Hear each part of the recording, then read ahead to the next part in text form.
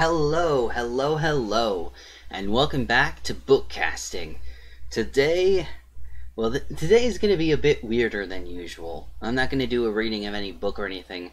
I've kind of figured out something.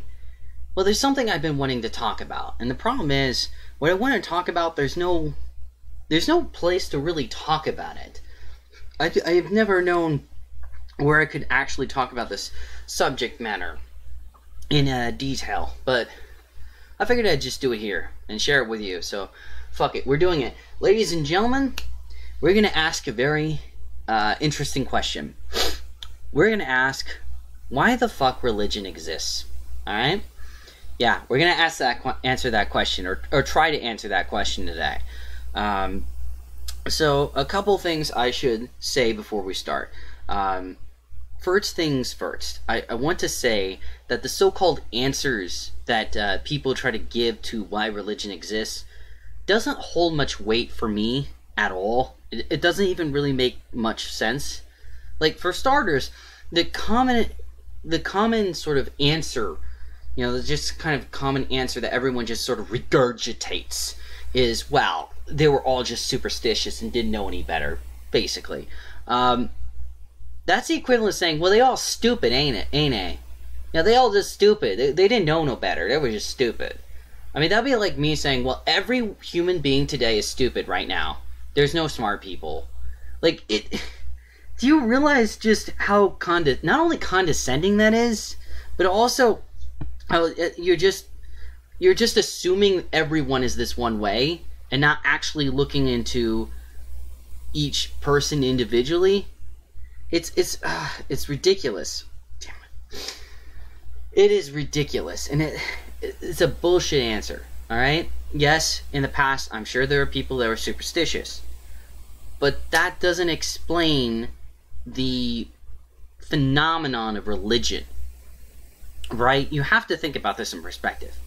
Every people, every tribe, every nation on this planet throughout the vast majority of human history, up until very, very recently, and even still to this day, at least some religion exists prominently to this day. Why does it exist?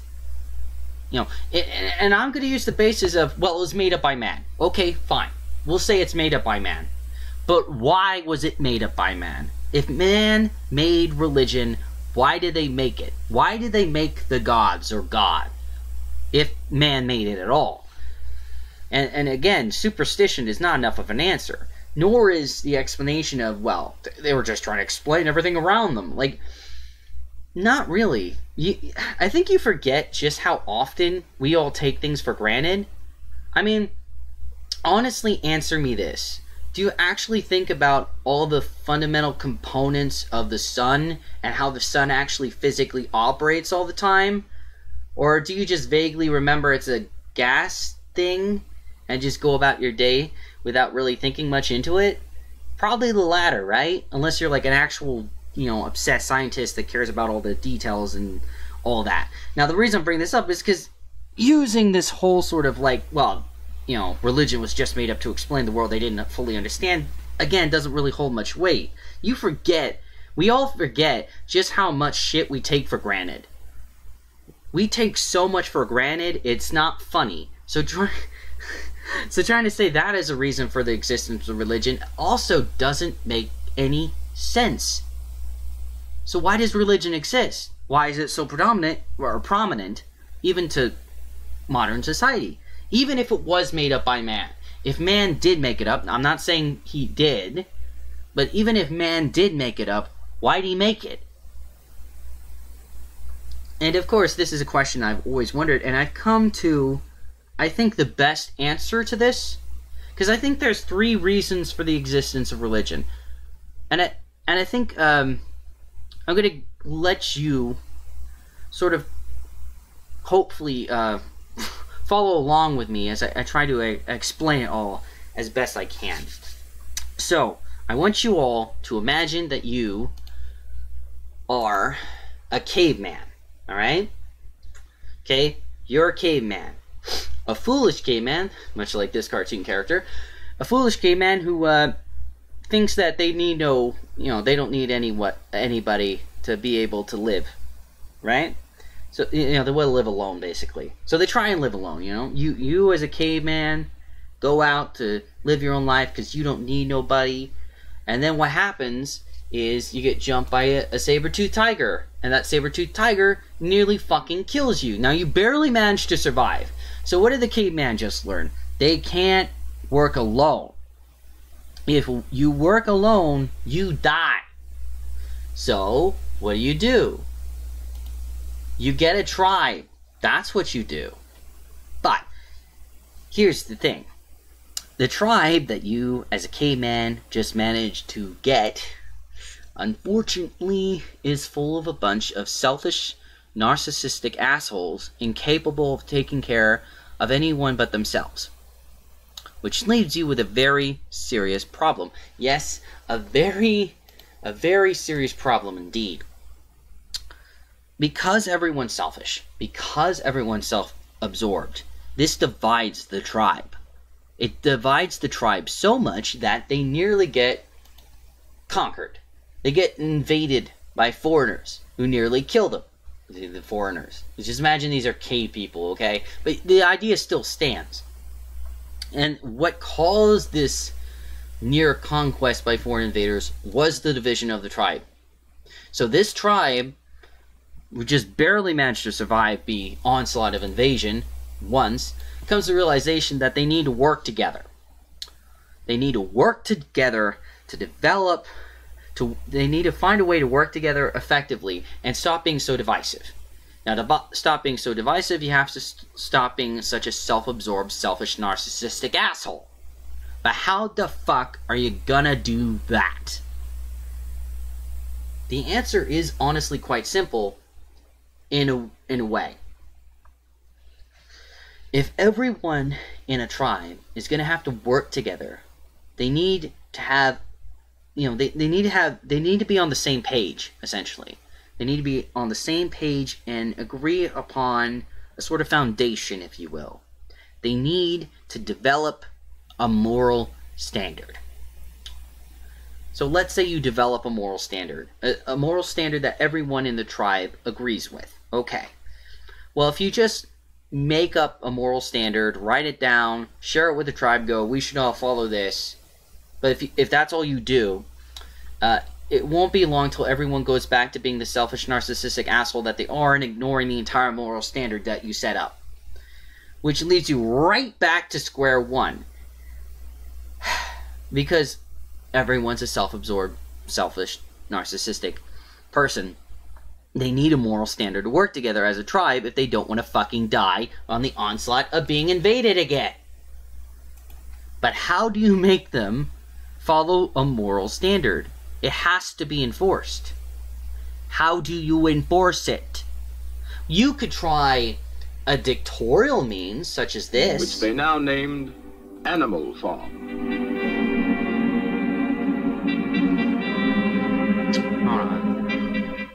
So that all might see and agree, the laws of Animal Farm were inscribed in a prominent place, to be remembered and obeyed forever.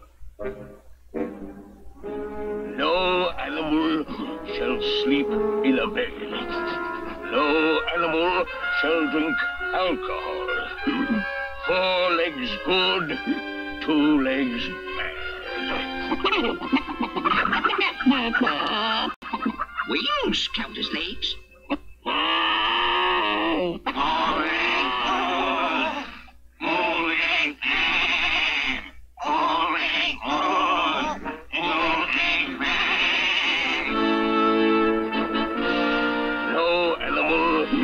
Shall kill another animal. All animals are equal.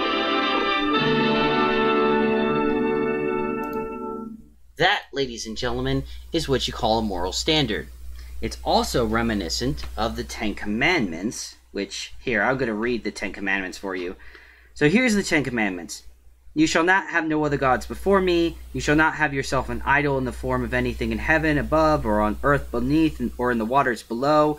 You shall not bow down to them or worship them. For I, the Lord your God, am a jealous God, punishing the children for the sin of the fathers to the third and fourth generation of those who hate me, but showing love to 1,000 generations of those who love me and keep my commandments. You should not misuse the name of the Lord your God, for the Lord will not hold anyone guiltless who misuses his name. Remember the Sabbath day by keeping it holy. 6 days you shall labor and do all your work, but the seventh day is a Sabbath to the Lord your God. On it you shall not do any work, neither you, nor your son or daughter, nor your manservant. Yeah, you get the idea. But here's the thing. Because you've decided, foolishly, to take the dictatorial route with Animal Farm, what happens is...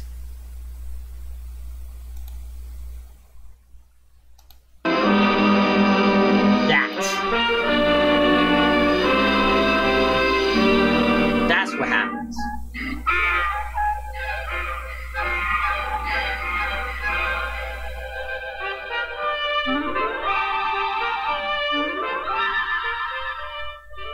When reports of this great change reached them, other animals everywhere were incredulous.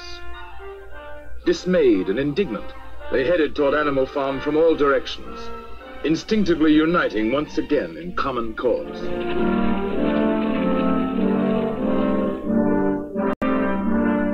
And that line was, all animals are equal, but some animals are more equal than others.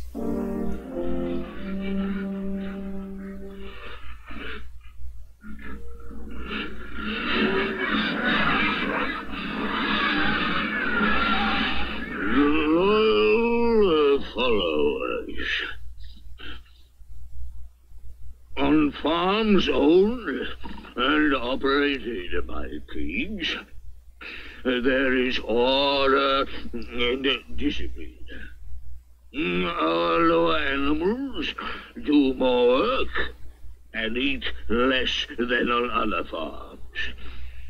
This will encourage you to make your lower animals work even harder and eat even less.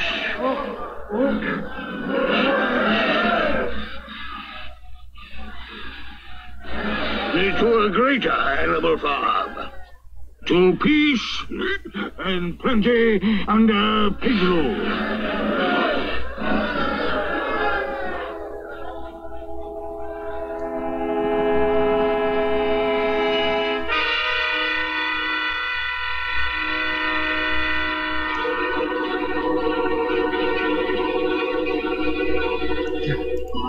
So yeah, dictatorship isn't going to work. It's not going to cut it. You need to have a moral standard that everyone can agree to. You need to have a moral standard that everyone can strive to. And how the hell are you going to do that? That's the real question. How are you going to develop a moral standard and enforce that moral standard in a way that's fair, in a way that doesn't lead to tyranny and dictatorship? Because if you let the moral standard in the hands of what will essentially become the state, it's gonna lead to what you saw in that film.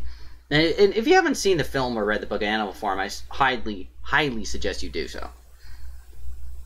This is where God comes in. You see, if God enforces a moral standard onto the people, equally, whether rich or poor, black or white, yada yada, then no one is excluded from being, from not being, from getting away without following the moral standard. Let's put it that way. And this actually is fairly accurate in many ways that I feel most people ignore.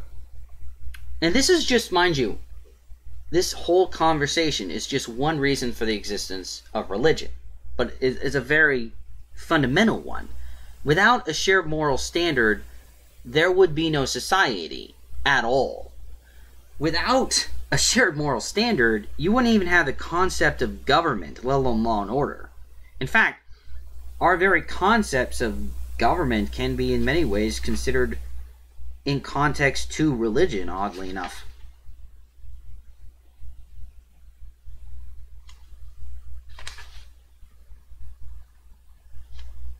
It's rather crazy to think about it, but it's true. Anywho, let me see if I can find a passage that be helpful.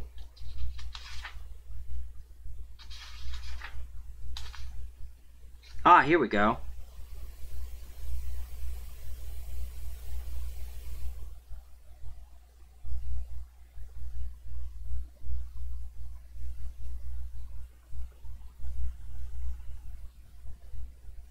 Here, this is the passage I want to read to you. This is another part of Exodus. When his father-in-law saw all that Moses was doing for the people, he said, "What is this you are doing for the people? Why do you alone sit as judge, while all these people stand around you from morning till evening?" Moses answered him, "Because the people come to me to seek God's will. Whenever they have a dispute, it is brought to me, and I decide between the parties and inform them of God's decrees and laws." Moses' father-in-law replied, What you are doing is not good. You and these people who come to you will only wear yourselves out. The work is too heavy for you. The work is too heavy for you. You cannot handle it alone. Listen now to me, and I will give you some advice. And may God be with you. You must be the people's representative before God and bring their disputes to him. Teach them the decrees and laws, and show them the way to live, and the duties they are to perform. But select capable men from all the people, men who fear God, trustworthy men who hate dishonest gain, and appoint them as officials over thousands, hundreds, fifties, and tens. Have them serve as judges for the people at all times, but have them bring every difficult case to you. The simple cases they can decide themselves. That will make your load lighter, because they will share it with you. See, this right here, what I just read, is very much not much different than how our original republic was made, say, in America, for a good example. Because we have the state government, and then we have the federal government, and even with the federal government, you have the House of this Senate and the House of Representatives, and then of course President and the judicial court, what have you. My point is, the very aspects of law and order, of government, very aspects of society, when it's done right and not fallen into total corruption, came about through the development of a moral standard that can only be fairly enforced by God, whether real or not, because if man tries to enforce it, again, it goes back to this shit. Right? This is what happens when you let the state enforce a moral standard. This is where dictatorship comes into play. And really, a more accurate term for dictatorship would be the God state, because it's when the state itself acts as God, which has not changed to this day. When you look at countries like North Korea or China with their idols of their leaders, which are very much like the idols of gods in the past, or the sort of religious iconography of the party system. I mean, yeah, anyways. So this is just one reason for the existence of religion, to develop a moral standard. Then there's the second reason for religion, and that is, of course, in the terms of producing strong, healthy families. This is actually a very important principle to many religions, and for good reason. You see, if you have a nation that has a small population, no, I'll leave it like that. If you have a nation with a small population, or a declining population, or stagnant population, the nation is weak and can be easily overrun through overpopulation, and that can lead to straight up, death, to say the least. So having and maintaining a strong and healthy population that's continually growing to ensure the security of your nation or tribe is an absolute necessity. When you don't have a growing, healthy population, it all goes to shit. Let me show you an example. I remember something that would be very useful towards this end here. Let me see if I can find it. Japan invading. Ah, yeah, there we go. There we go. Now, I just need to find that part. Let me see. There's an interesting part in this that I remember very well. I just need to find it here. Okay. Begin with the conflict of the Marco Polo Bridge incident. Pronounced like that in July of that year. Japanese launched first thought.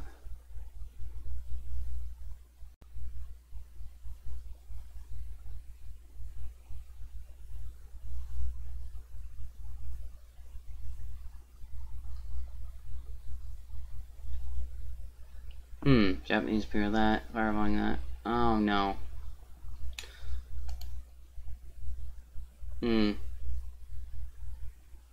Oh, I know.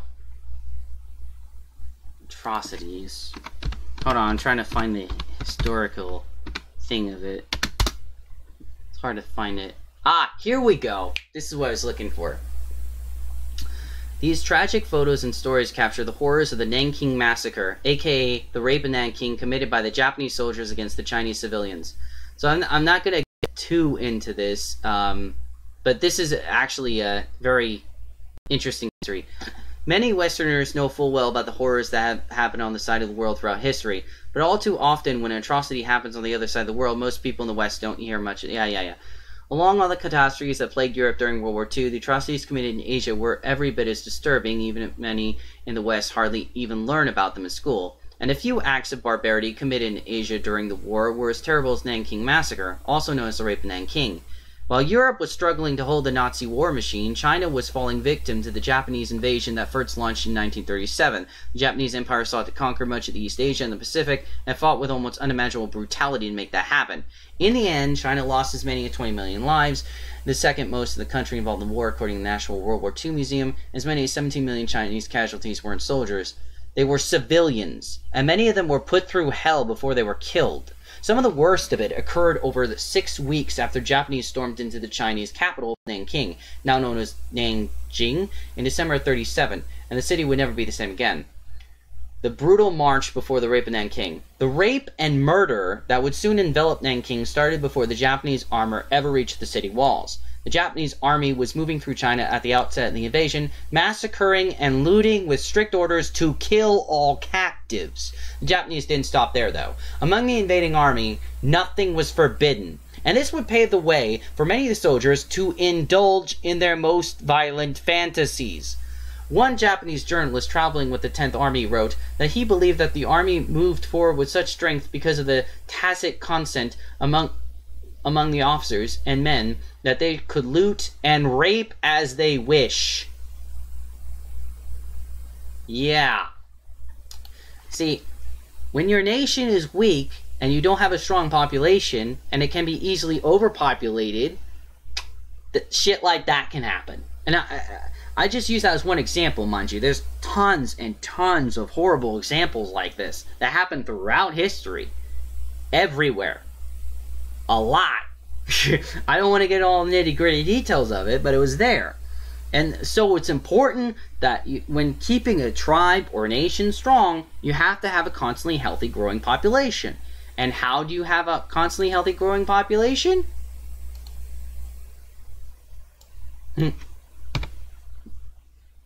You have babies. That's what you do.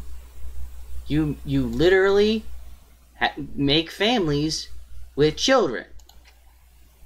The more children you have, the bigger the population is, the stronger your nation is, the less likely you are to be invaded.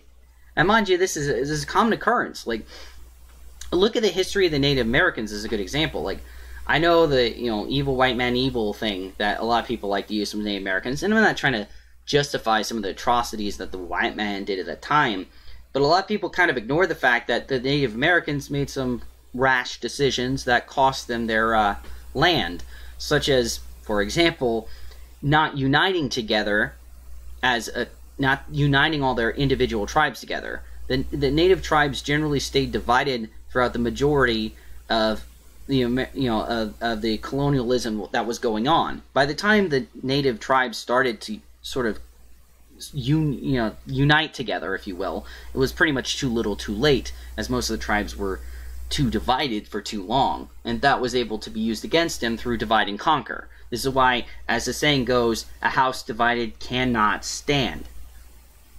Right? This is why I mention the importance of having a moral standard, so everyone in the tribe will work together so they don't end up dead.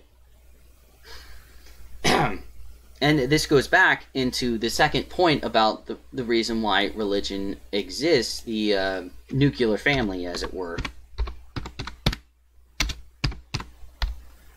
As it's called in traditional that. keeping to a traditional family unit to ensure a constantly growing healthy population of children, to ensure the nation's strong and healthy so it doesn't get overpopulated by foreign invaders and eventually killed off, is a sensible thing to do. Of course, for some reason, nobody wants to bring that up nowadays, but regardless, this is one of the reasons why, this is one of the reasons religion constantly goes on about this. They make so many mentions of stuff like, how do I put this? They make so many mentions about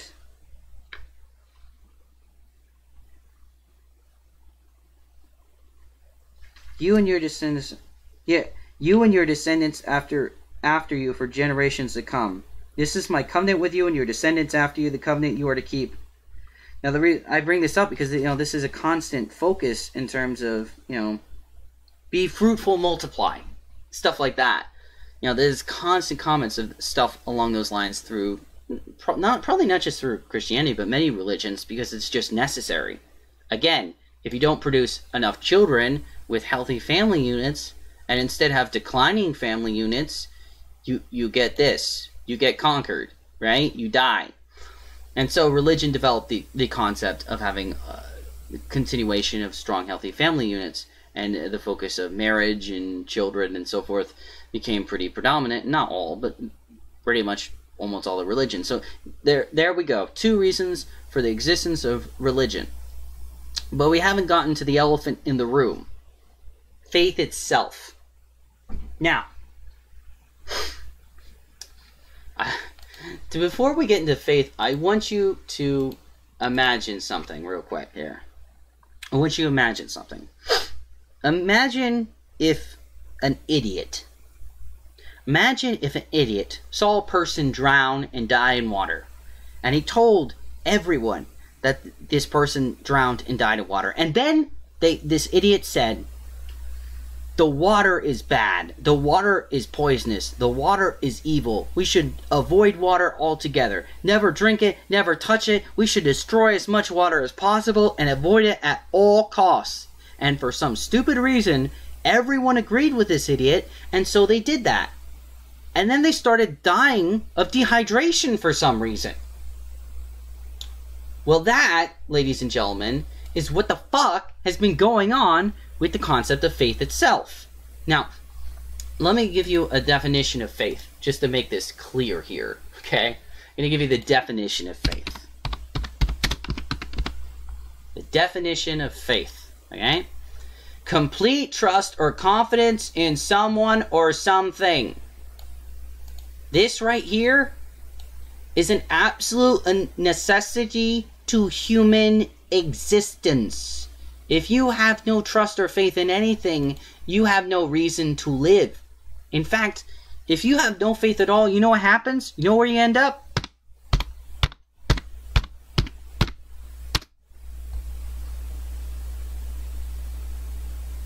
That's what happens. Right there. Suicide.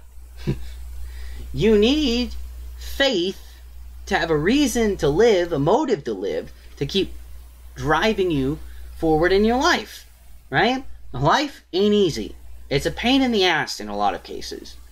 And having faith in something worth living in gives you motivation to keep living. And yet, for some reason, for some stupid reason, we just ignore this. We're like, well, superstition's just about the belief in Santa Claus, ain't it? No.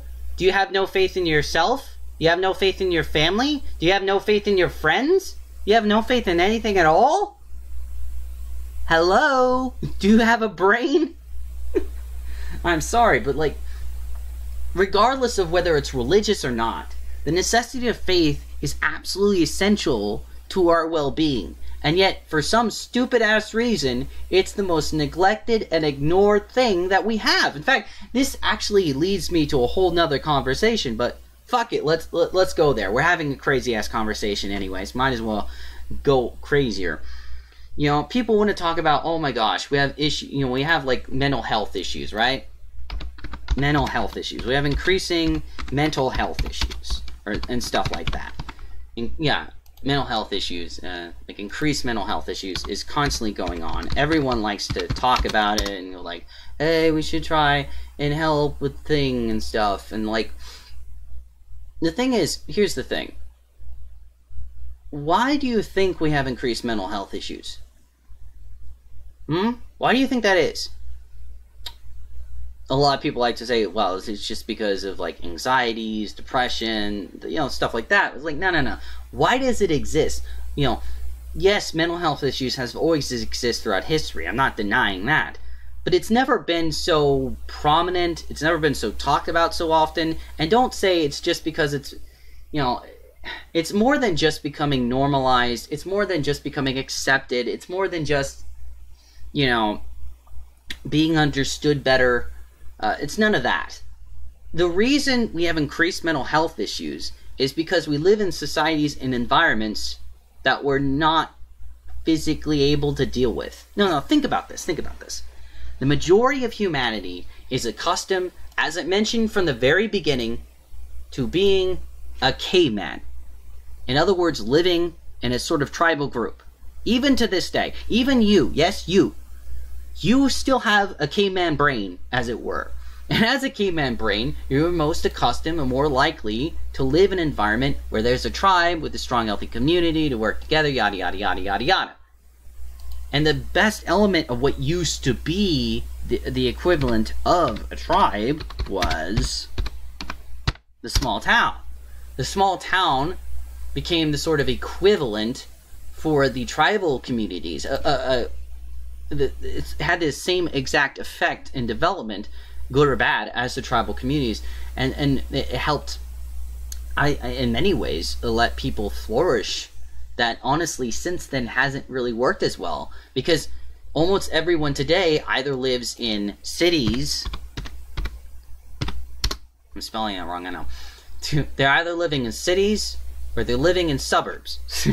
And the thing is, in either case, the cities or suburbs are so isolating.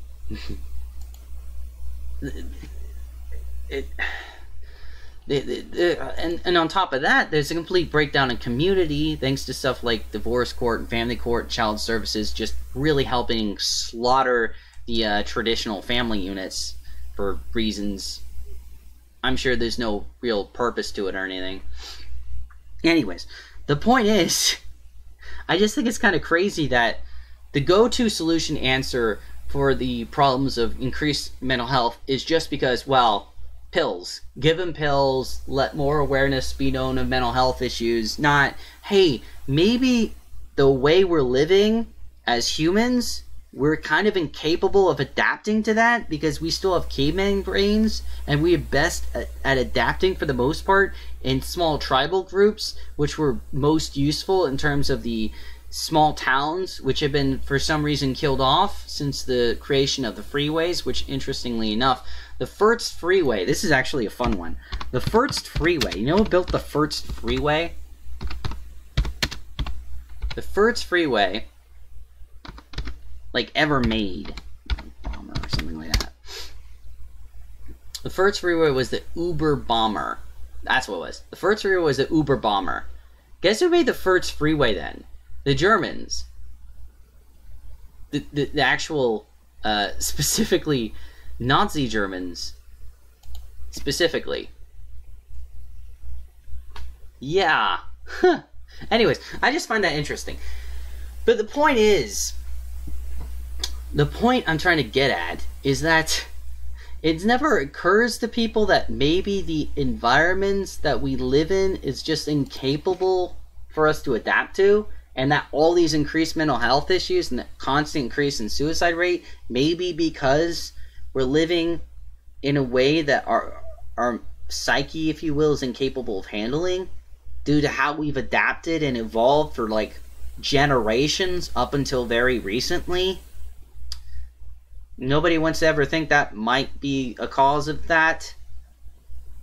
Anyways. Sorry, damn it, I rambled off. I rambled on way too long in this. These are just some crazy ass thoughts that I've had. I'm sure I'm stretching or whatever. I don't know. This is just things I've been thinking about for a while. And it's just constantly wondering about. But anyways, in summary, in conclusion, I honestly believe the reason religion exists, even if man made it up, let's say man made it up for the sake of argument, not because not that I'm saying that man made it, I'm just saying for the sake of argument for the atheists in the room. Even if religion was made up by man, it makes more sense that religion was made up as a means to develop a moral standard to be enforced by the entire tribe, so the tribe can work together more effectively than having a bunch of differing, like, moral standards or lifestyle choices that people have that are constantly at odds with each other, fighting and dividing each other, that weaken the tribe and have it be overrun by invading hordes. And also, on top of that, I believe that religion was developed as a means of ensuring the constant creation of strong, healthy family units and communities to help grow strong populations for these tribal groups to be able to constantly nourish and thrive, so they're not constantly threatened by, you know, being overpopulated by foreign invaders again. And then finally, last but not least, I believe faith is so much more important than people take credit for it. I mean, if you have no faith at all, and you're going to kill yourself because you have no faith in nothing at all. And mind you, there's people that have had everything practically. We're talking like the Robin Williams or Chester from like Linkin Park. They had practically everything. They had the money, they had the resources, they even had good friends and family from what I can tell. And yet even with all that and more, they still killed themselves. What other reason could it be than a lack of faith at the end of the day? And I'm not saying that to be mean. It seems to be the only reason people kill themselves. The only reason people could kill themselves is because they have faith in nothing at all. Why else would you do it? You know, honestly, is there, like, no matter what drives a person to kill themselves, and there's a multitude of multifaceted number of reasons that can drive or motivate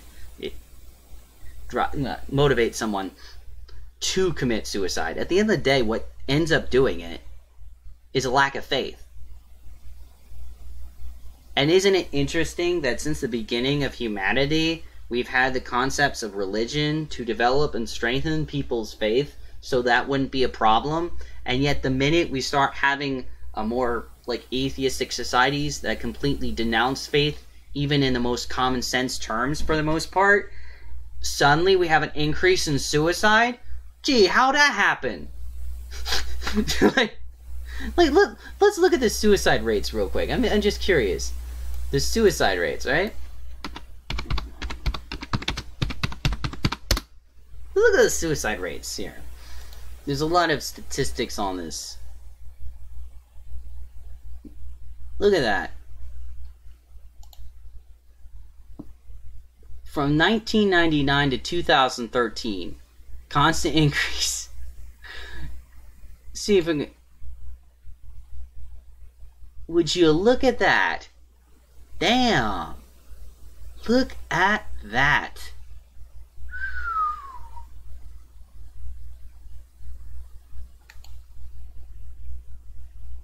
Huh. Anyways. I don't know. These are just some crazy thoughts I've been thinking about. I don't know if I'm, you know, honestly, if you have some, like, fun counter-arguments to point out, go ahead. Like, I'm just, these seem to be the most sensible, logical reasons for why stuff like religion exists, and why we often have these problems with current society. We can't escape how our brains operate from our ancestors. Like it or not, there's always going to be some element of, like, the caveman brain that we have. You can't get rid of that. And if you try, you're not going to be human anymore. So, I don't know. Anyways, I'm sorry I rambled on. I'm sorry this wasn't more book-focused or whatever. I don't know, it's just something to talk about, I guess. Hope this makes sense. I try to make it make as much sense as I can. I think that covers everything for tonight. See you guys later.